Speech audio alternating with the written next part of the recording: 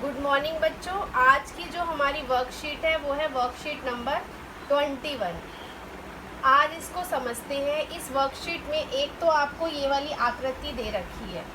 इस आकृति से रिलेटेड एक परमेय है और उस परमेय को मैं आपको यहाँ बोर्ड पर समझा रही हूँ। उस परमेय का नाम है एक ही रेखा के समांतर रेखाएं। आप देखेंगे कि यहाँ पर हमें 3 समांतर रेखाएं दे रखी हैं। P जो है रेखा का नाम है और Q भी इस रेखा का नाम है और R भी इस रेखा का नाम है। नाम हमेशा ऐसे ही लिखते हैं, 2 एरो डाल के एक जगह नाम लिख देते हैं। तो हमें इस पहली जो परमेय है हमें उसमें ये सिद्ध करना है कि अगर P रेखा Q के समांतर है, ये वाला जो चिन्ह है हमारा समांतर का चिन्ह है। ये जब 2 बराबर ऐसे डाल देते हैं तो ये हमारा समांतर का चिन्ह है। तो यहाँ पर हम देख रहे हैं कि P रेखा जो है वो Q के समांतर है और Q रेखा जो है वो किसके समांतर है? R के समांतर है। R के समांतर है। आप जब वर्कशीट पढ़ेंगे तो यही सब समझ आएगा आपको कि P रेखा Q के समांतर है, Q रेखा R के समांतर है। जब P रेखा Q के समांतर है तो कोण 1 और कोण 2, कोण 1 बराबर है कोण 2 के। इस तरह के कोण को हम बोलते हैं संगत कोण। ये मैंने पिछली भी वर्कशीट में आपको बताया था संगत कोण क्या होते हैं, एक कोण बाहर का और एक अंदर का। इसी तरह जब Q समांतर है R के तो कोण 2 और 3 बराबर हैं। ये दोनों क्या हैं? ये भी संगत कोण ही हैं आपके। ये दोनों क्या है?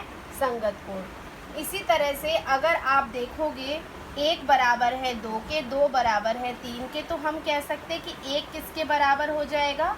3 के बराबर हो जाएगा। 1 2 के बराबर है, 2 3 के बराबर है। 1 2 का भाई है और 2 3 का भाई है, तो 1 और 3 भी दोनों भाई भाई हो जाएंगे। तो इसलिए 1 और 3 भी क्या है? दोनों बराबर हैं। जब ये दोनों बराबर हैं तो अगर हम इस Q को छुपा दें तो हम ये देखेंगे कि 1 और 3 भी क्या है? हमारे संगत कोण है। संगत कोण मतलब ये बाहर का कोण है और ये अंदर का कोण है। तो इस तरह से P रेखा भी किसके समांतर हो जाएगी? R की। तो वर्कशीट में जो आपको पहला आया हुआ है वो यही बताने के लिए आया हुआ है कि सिद्ध कीजिए कि P समांतर है Q R की। तो आपको ये याद करना पड़ेगा। हमने इसमें कुछ नहीं करा, बस संगत कोण के बारे में लिखा है। अगली आकृति आपको वर्कशीट में ये दे रखी है। अगली आकृति आपको ये वाली वर्कशीट में ये दे रखी है। इसमें आपको क्या निकालना है? इसमें आपको निकालना है, ये आपको दे रखा है कि ये कोण 135 डिग्री का है और ये कोण जो है वो 40 डिग्री का है।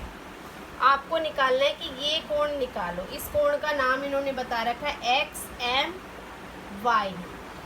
XMY ये वाला कोण है, XMY। इसको हमें निकालना है। इसको निकालने के लिए हमने क्या करा? हमने एक रचना कर दी। हमने PQ के समांतर। अब यहाँ पर रेखा का नाम क्या है? PQ, क्योंकि दोनों एरो के पास डॉट डल के नाम लिख दिया PQ, तो इस रेखा का नाम PQ हो गया। ऐसे नाम नहीं लिखा है। तो PQ जो है, हमने PQ के समांतर एक रेखा यहाँ पर खींच दी और इसका नाम दे दिया L। आप इसी तरह से RS भी नाम दे सकते थे। तो मैंने एक रेखा खींच दी, समांतर है L के।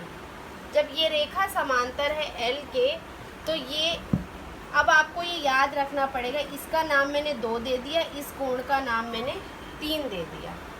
135 जमा कोण 2 हमेशा 180 डिग्री होता है। इसको हम और अच्छे से समझ सकते हैं। यहाँ साइड में जब भी आपके पास 2 समांतर रेखाएं होती हैं और एक त्रियक रेखा होती है तो 2 जो अंदर के कोण होते हैं, इन दोनों का जोड़ हमेशा 180 डिग्री होता है।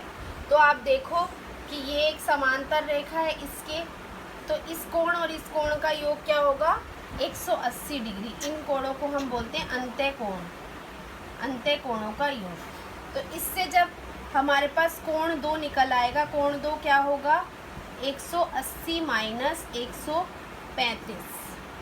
ये उधर आके माइनस हो जाता है, तो कोण 2 हमारा आ गया। इसको माइनस करोगे आप तो 45 डिग्री का कोण 2 आ गया। अब आप नीचे देखिए, इसमें यहाँ पर कि ये वाली जो रेखा है ये इसके भी समांतर है, तो ये वाला कोण और ये वाला कोण कौन सा कोण हो गया? ये दोनों कोण भी बराबर हो गए। इस तरह के कोण को हम क्या कहते हैं, ये आप लोग मुझे बताएंगे। इस तरह के कोण को हम क्या कहते हैं? एकांतर कोण कहते हैं। कोण 3 बराबर हो गया कोण 40 के, क्योंकि ये एकांतर कोण है। एकांतर कोण क्या होते हैं? एक ऐसे अपोजिट कोण जो होते हैं, एक इधर का एक इधर का, तो ये एकांतर कोण हो गए। तो कोण 3 हमारा 40 आ गया। अब हमें निकालना क्या था? X M Y. कोण एक्स एम वाई जो है वो हमारा कोण 2 और कोण 3 का योग है। कोण 2 हमारा आया था 45 डिग्री और कोण 3 आया था हमारा 40, तो ये दोनों हो गए हमारे 85 डिग्री का ये कोण आ गया। तो ये आपको वर्कशीट में पहला और दूसरा क्वेश्चन करके दिया हुआ है, ये मैंने आपको समझा दिया। अब आप ये वाला और ये वाला सोचना, मैं आपको नून के बाद और अच्छी तरह दूसरे वीडियो में समझा दूँगी।